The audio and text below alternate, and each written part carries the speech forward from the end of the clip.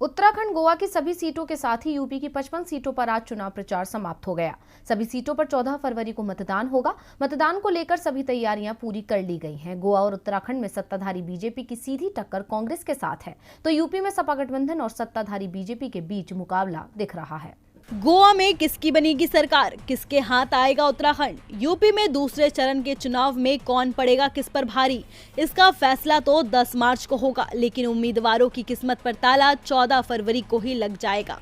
14 फरवरी को गोवा की सभी 40, उत्तराखंड की सभी 70 और यूपी की 55 सीटों पर वोटिंग होनी है और सभी सीटों के लिए आज शाम को चुनाव प्रचार समाप्त हो जाएगा।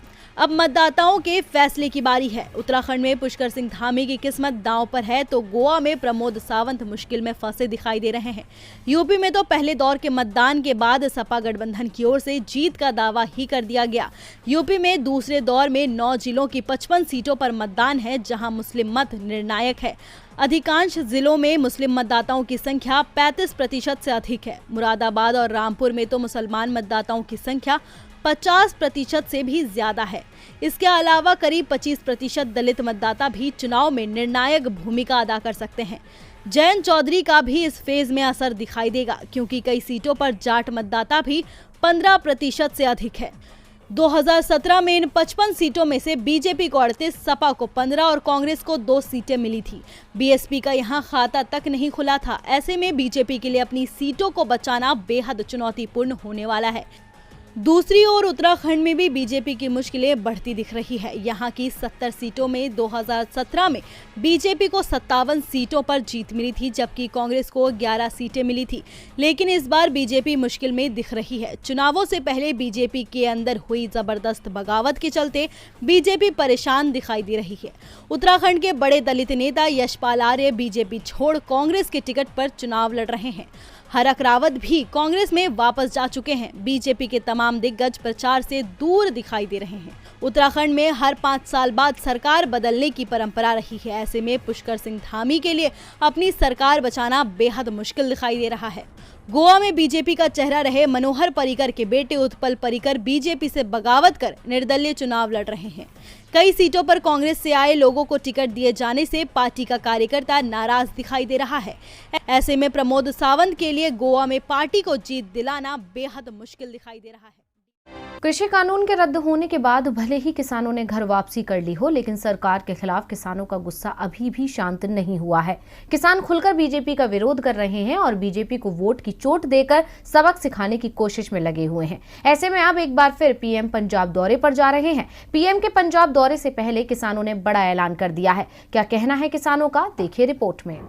इस वक्त देश के 5 राज्यों में चुनाव चल रहे हैं, जिसके लिए बीजेपी पूरी मेहनत कर रही है। लेकिन बीजेपी के लिए सत्ता की ये लड़ाई उतनी आसान नजर नहीं आ रही है, क्योंकि जनता में बीजेपी के खिलाफ काफी नाराजगी देखने को मिल रही है, जिसका नुकसान बीजेपी को होना तय माना जा रहा है। ऐसे में अब बीजेपी के स्टार प्रचारक पीएम मोदी पंजाब दौरे पर जाने वाले हैं। चुनावों के ऐलान के बाद पीएम पहली बार पंजाब जा रहे हैं। 14 फरवरी पीएम एनडीए उम्मीदवारों के पक्ष में प्रचार करने के लिए पंजाब जा रहे हैं। इससे पहले पीएम मोदी बीते महीने 5 जनवरी को पंजाब दौरे पर थे, लेकिन उन्हें अपनी रैली किए बिना ही लौटना पड़ा, क्योंकि जब वो फिरोजपुर जा रहे थे तो रास्ते में प्रदर्शनकारियों ने उनका रास्ता रोक लिया था, जिसके कारण उनके काफिले को फ्लाईओवर पर 15 से 20 मिनट के लिए फंसा रहना पड़ा था, जिसके बाद पीएम मोदी बिना रैली किए ही लौट आए थे। हालांकि बीजेपी ने उसे सुरक्षा में चूक का नाम देकर खूब भुनाने की कोशिश भी की थी, लेकिन अब 14 तारीख को पीएम मोदी फिर से पंजाब जा रहे हैं और पंजाब इकलौता राज्य है जहां अभी तक पीएम की कोई रैली नहीं हुई है।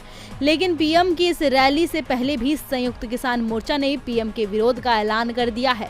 एसकेएम का कहना है कि अभी भी किसानों की एमएसपी की मांग पूरी नहीं हुई है। केंद्र सरकार ने वादा किया था कि एमएसपी को लेकर एक कमेटी का गठन किया जाएगा, जो अभी तक नहीं किया गया। किसान सभी फसलों पर एमएसपी की मांग कर रहे हैं। हालांकि सरकार अभी तक सिर्फ किसानों को टाल ही रही है, जिससे उनकी नाराजगी और भी बढ़ती जा रही है, जिसका खामियाजा बीजेपी को भुगतना भी पड़ सकता है। हालांकि एसकेएम ने कहा है कि किसान इस बार पीएम मोदी का विरोध तो करेंगे, लेकिन उनका रास्ता नहीं रोकेंगे।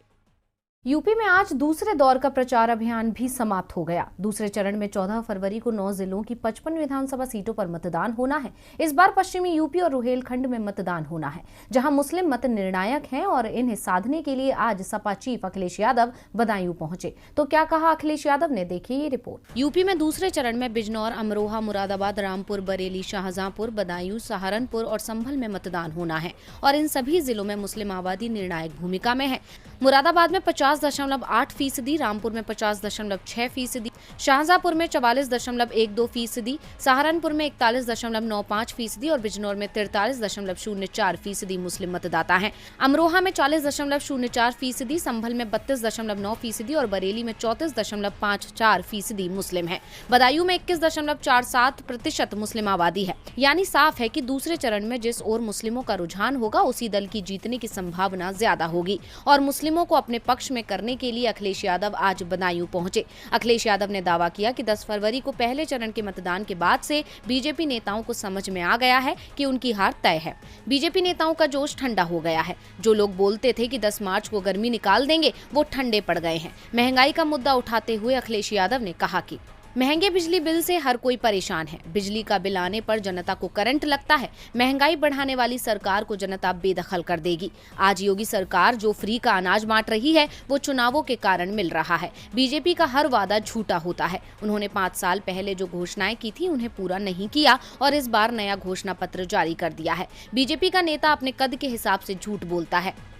छोटा नेता छोटा झूठ और बड़ा नेता बड़ा झूठ बोलता है और जो सबसे बड़ा नेता है वो सबसे बड़ा झूठ बोलता है। आप खुद रिसर्च कर लो, उनका झूठ मिल जाएगा। बीजेपी ने रोजगार देने के मामले में युवाओं से झूठ बोला है, लेकिन यूपी में समाजवादी पार्टी की सरकार बनने के बाद हम युवाओं को बड़ी संख्या में रोजगार देंगे। युवाओं और छात्रों को लैपटॉप, छात्रवृत्ति समेत तमाम योजनाओं का फायदा भी मिलेगा। सपा चीफ ने बीएसपी प्रमुख मायावती पर भी निशाना साधा और कहा कि मायावती बाबा साहब के रास्ते से भटक गई हैं, इसीलिए बीएसपी के सभी बड़े नेता सपा में आ गए हैं। केंद्र की मोदी सरकार हो या उत्तर प्रदेश की योगी सरकार, दोनों पर ही विपक्ष हमेशा से ही मनमानी करने का आरोप लगाता आया है।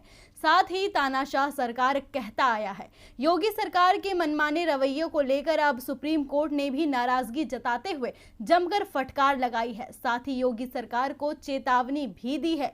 आखिर किस मामले में योगी सरकार को लगी फटकार और कोर्ट ने क्या दी चेतावनी, आइए देखते हैं इस खास रिपोर्ट में। दिसंबर 2019 में CAA NRC कानून के खिलाफ देश भर में प्रदर्शन हुए थे। यूपी में भी कई जिलों में प्रदर्शन किए गए थे। प्रदर्शन के दौरान सरकारी संपत्ति को भी नुकसान पहुंचाया गया था, जिसके चलते योगी सरकार ने कड़े नियम बनाते हुए ऐलान किया था कि जो भी लोग सरकारी संपत्ति को नुकसान पहुंचा रहे हैं, सरकार उसकी भरपाई उन्हीं लोगों की संपत्ति जब्त करके करेगी। योगी सरकार के इस ऐलान के खिलाफ सुप्रीम कोर्ट में याचिका दायर की गई थी, जिस पर अब सुप्रीम कोर्ट ने उत्तर प्रदेश सरकार से दिसंबर 2019 में कथित CAA विरोधी प्रदर्शनकारियों को जारी किए गए रिकवरी नोटिस को वापस लेने के लिए कहा है। शीर्ष अदालत ने कहा है कि यूपी सरकार की कार्यवाही उसके द्वारा निर्धारित कानून के खिलाफ थी। न्यायमूर्ति DY चंद्रचूड़ और न्यायमूर्ति सूर्यकांत की पीठ ने राज्य को वसूली नोटिस वापस लेने का अंतिम मौका देते हुए कहा कि अगर ऐसा नहीं होता है तो शीर्ष अदालत कानून का उल्लंघन करने के लिए कार्यवाही को रद्द कर देगी।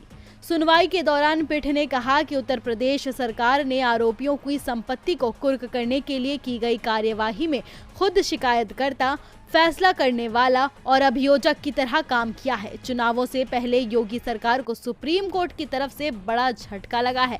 ऐसे में अब देखना होगा कि योगी सरकार क्या फैसला लेती है। 5 राज्यों के विधानसभा चुनावों का प्रचार तेज हो चुका है। उत्तराखंड और गोवा में तो आज शाम को चुनाव प्रचार पूरी तरह से थम गया, लेकिन पंजाब, मणिपुर और यूपी में प्रचार को शोर और तेज हो गया है। यूपी में आज जमकर हलचल मची रही। एसपी और बीएसपी चीफ की आम सभाएं हुई तो पीएम ने भी बीजेपी के लिए मोर्चा संभाला और एक दूसरे पर जमकर तीर चलाए। यूपी में राजनीतिक दलों ने दूसरे दौर की 55 सीटों के साथ ही तीसरे चरण की सीटों के लिए प्रचार अभियान तेज कर दिया है। अखिलेश यादव आज बदायूं पहुंचे, जहां दूसरे चरण में 14 फरवरी को वोट डाले जाएंगे। अखिलेश ने बीजेपी सरकार पर निशाना साधते हुए कहा कि 10 फरवरी को पहले चरण के मतदान के के बाद से बीजेपी नेताओं को समझ में आ गया है कि उनकी हार तय है। बीजेपी नेताओं का जोश ठंडा हो गया है। जो लोग बोलते थे कि 10 मार्च को गर्मी निकाल देंगे, वो ठंडे पड़ गए हैं। बीजेपी का हर वादा झूठा होता है। उन्होंने 5 साल पहले जो घोषणाएं की थी उन्हें पूरा नहीं किया और इस बार नया घोषणा पत्र जारी कर दिया है।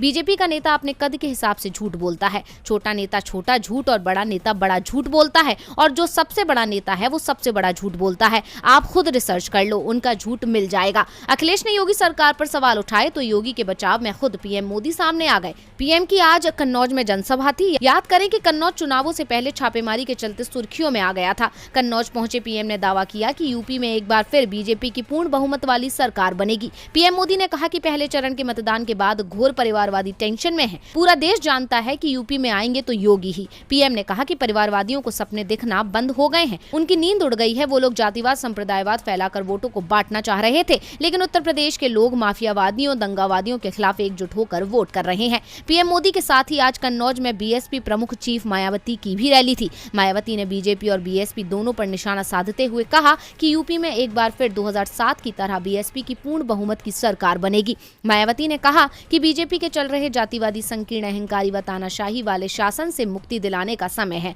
सिर्फ बीएसपी में ही सभी समुदाय को बराबर का सम्मान मिलता है। यूपी में बीजेपी के लिए एक और मुसीबत खड़ी हो गई है। आवारा पशुओं का मुद्दा बड़ा चुनावी मुद्दा बन गया है, क्योंकि बीजेपी की सरकार जब सत्ता में आई थी तो गौवंश के संरक्षण की बात करती थी, लेकिन धरातल पर हकीकत कुछ और ही बयां कर रही है।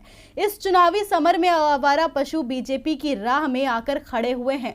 तो कैसे आवारा पशुओं ने बढ़ाई बीजेपी की मुसीबत, देखिए ये खास रिपोर्ट। यूपी के किसान के लिए आवारा पशु मुसीबत बने हुए हैं। खेतों में खड़ी फसल बर्बाद होते देख किसान रो रहे हैं। ठंड में किसान रात भर जागकर फसलों की रखवाली को मजबूर हैं, फिर भी वो फसलों को नहीं बचा पा रहे हैं।